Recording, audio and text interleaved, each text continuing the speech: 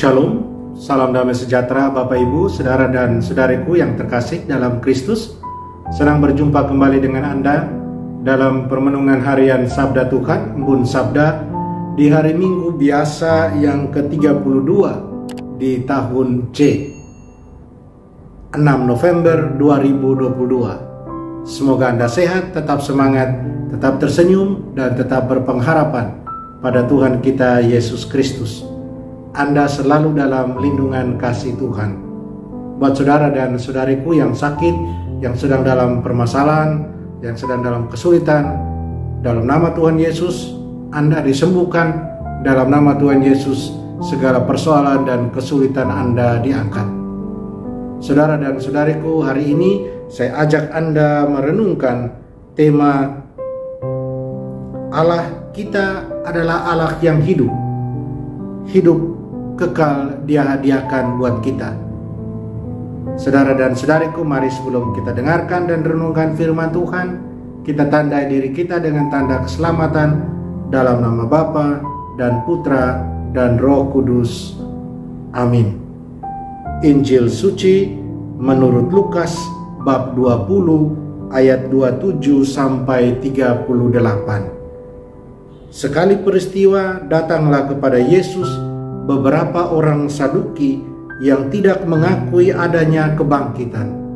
Mereka bertanya kepada Yesus, "Guru, Musa menuliskan untuk kita perintah ini.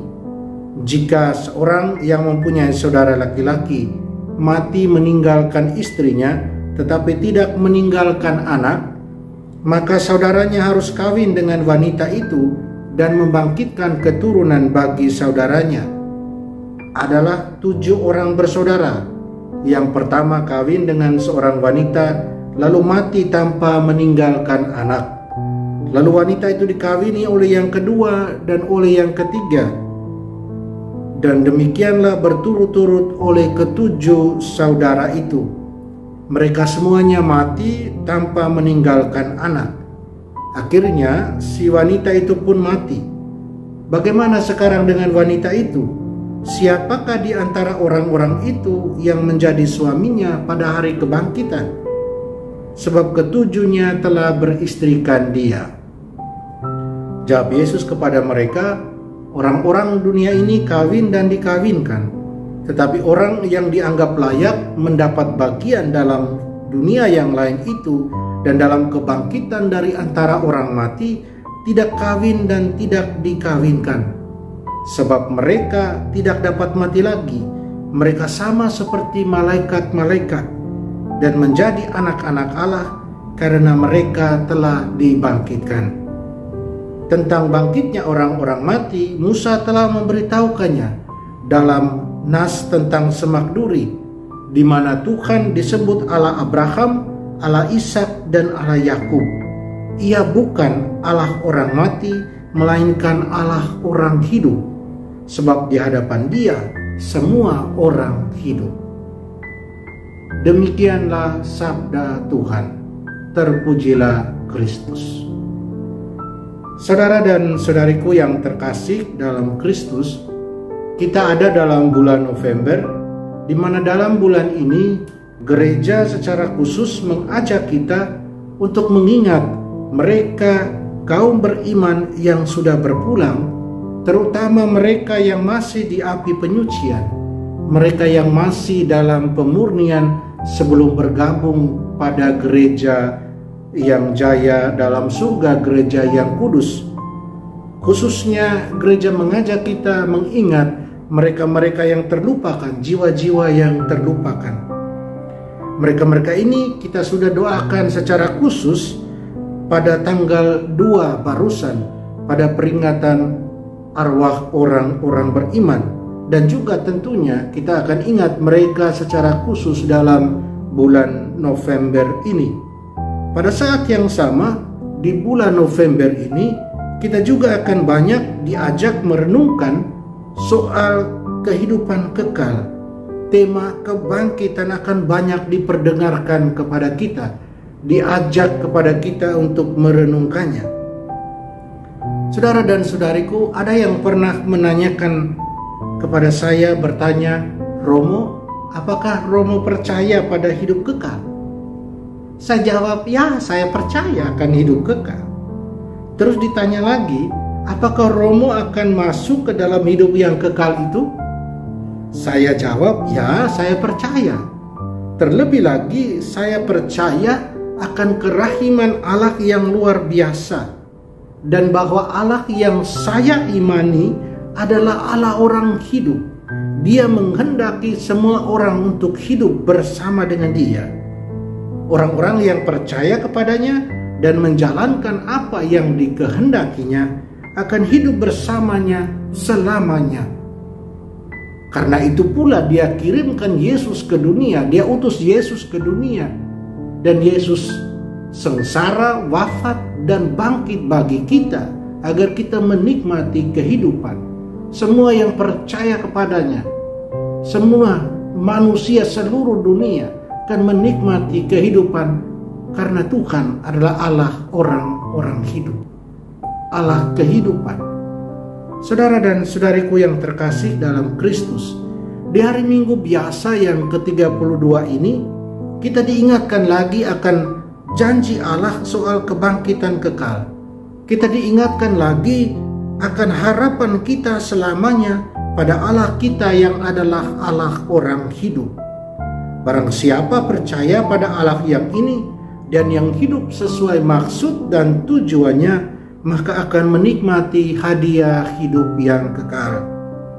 Dalam bacaan pertama, 7 orang bersaudara dan ibu mereka yang ditangkap oleh Raja Antiochus Epiphanes, mereka tidak sedikit pun takut akan ancaman siksa badani dari raja. Mereka tidak mengkhianati Allah mereka. Mereka setia pada Allah mereka. Mereka sungguh yakin bahwa semua yang setia pada Allah akan menikmati hidup kekal, akan menikmati kebangkitan, akan menikmati hidup bersama dengan Allah. Dalam bacaan kedua, Rasul Paulus ingatkan umatnya di Tesalonika soal Allah yang setia, Allah yang menganugerahkan penghiburan abadi dan pengharapan pada kita semua yang percaya kepadanya.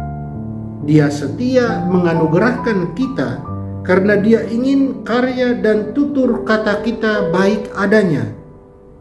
Paulus memberikan nasihat kepada umat di Tesalonika dan kita agar tetap setia pada Tuhan Allah kita. Saudara dan saudariku yang terkasih dalam Kristus, sedangkan dalam Injil Tuhan Yesus menggarisbawahi soal Allah yang adalah Allah orang hidup.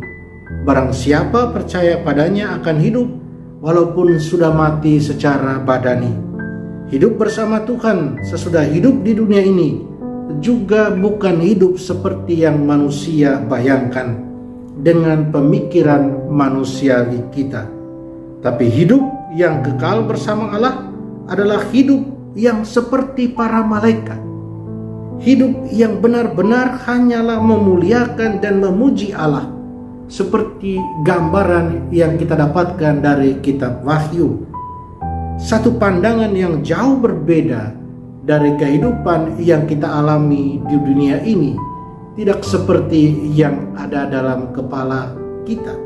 Saudara dan saudariku, terus apa yang harus kita perbuat? Apa pesan dari Injil hari ini? Yang Tuhan minta dari kita adalah percaya kepadanya. Dan kalau kita percaya kepadanya, kita beriman kepadanya, mari kita menjadi selalu hidup, terutama hidup dalam iman kita. Kita biarkan, kita jadikan iman kita menjadi hidup. Iman kita harus menjadi hidup dalam segala tingkah laku dan tutur kata kita. Allah kita yang hidup akan menganugerahkan hidup yang kekal buat kita semua. Percayalah akan hal itu. Saudara dan saudariku, mari kita jadi orang-orang yang hidup ketika kita hidup di dunia ini. Dan jangan hidup di dunia ini, tapi jadi orang-orang yang mati, terutama mati dalam iman. Jadilah orang-orang yang hidup karena iman kita yang menghidupkan kita. Mampukah kita? Maukah kita? Semoga. Mari kita berdoa, mohon kekuatan dari Tuhan. Tuhan Yesus, syukur dan terima kasih atas segala karunia-Mu, terutama karunia iman akan kebangkitan dan kehidupan kekal. Bantulah kami agar dengan kesadaran iman ini, kami terus setia hidup sesuai ajaran dan kehendak-Mu. Tolonglah kami selalu dengan kekuatan dan bimbingan Roh-Mu. Amin. Mari kita mohon berkat dari Tuhan. Tuhan bersamamu dan bersama Roh-Mu. Semoga kita sekalian, semua orang yang kita sayangi, kasih, usaha karya dan rencana kita dilindungi, dibimbing dan diberkati Allah yang Maha Kuasa, Bapa dan Putra dan Roh Kudus. Amin. Saudara dan saudariku, selamat hari Minggu. Jalanilah hari Minggu ini dengan penuh senyuman.